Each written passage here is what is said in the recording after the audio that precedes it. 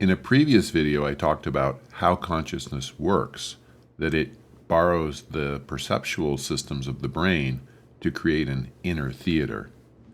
In this video, I want to talk about what consciousness does, why we have it. This might seem like an odd question because we generally deeply identify with consciousness. We think of our conscious stream of thoughts and feelings and intentions as, in some sense, being the most fundamental aspect of who we are. It might clarify the question to think about some advanced robot equipped with a powerful artificial intelligence that was responsible for doing all of the things that you do. Would that robot necessarily have consciousness in the same way that we experience it? In any case, it's evident that lots of thinking goes on that's unconscious. When we try to solve a problem, for example, sometimes a complete, detailed solution just shows up in consciousness after a while.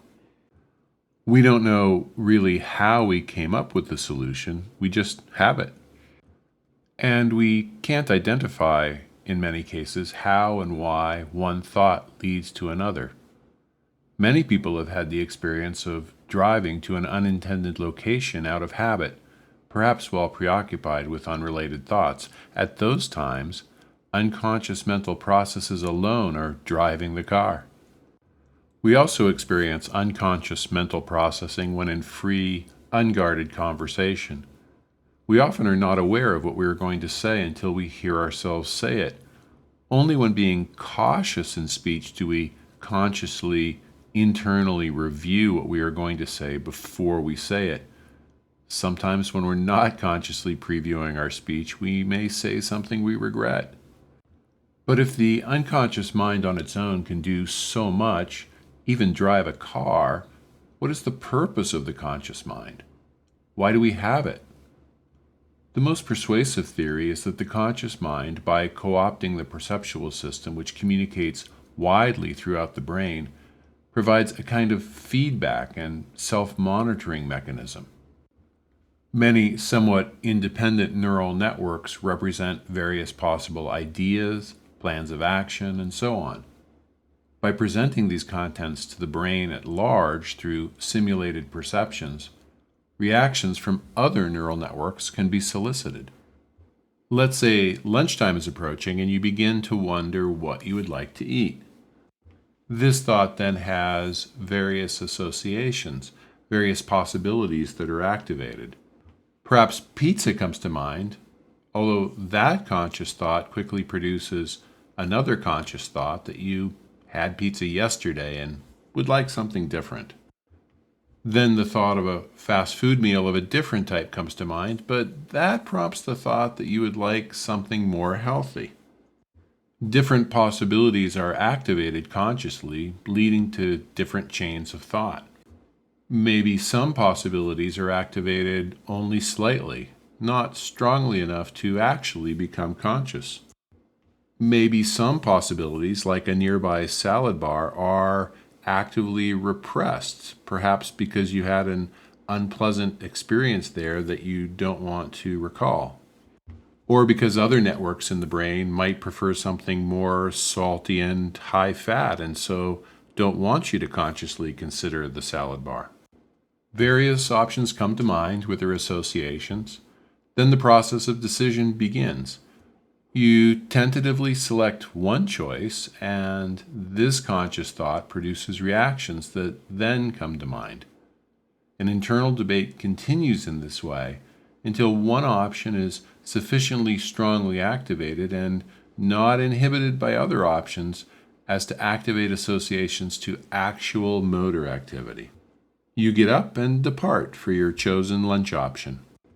Your experience of that meal will then strengthen or weaken various associations, perhaps leading to a different choice in similar circumstances another time. All of this is happening at the level of associations of neural networks in the brain, but simultaneously at the level of associations of conscious and unconscious thought.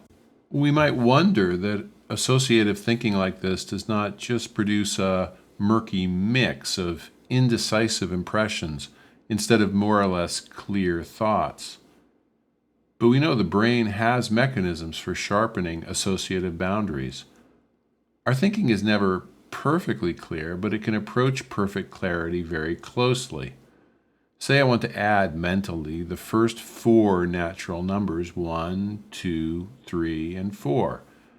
I start by thinking of the sum of 1 and 2, which is clearly very strongly associated already with the idea of the number 3.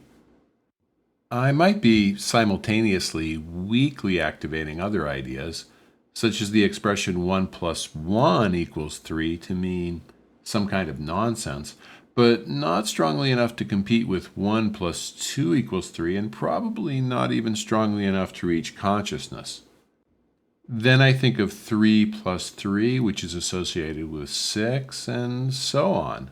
That is, we generally just access the memory that 3 plus 3 equals 6, but if pressed, I could stop to imagine 3 items, set beside 3 other items, and then count them up to 6.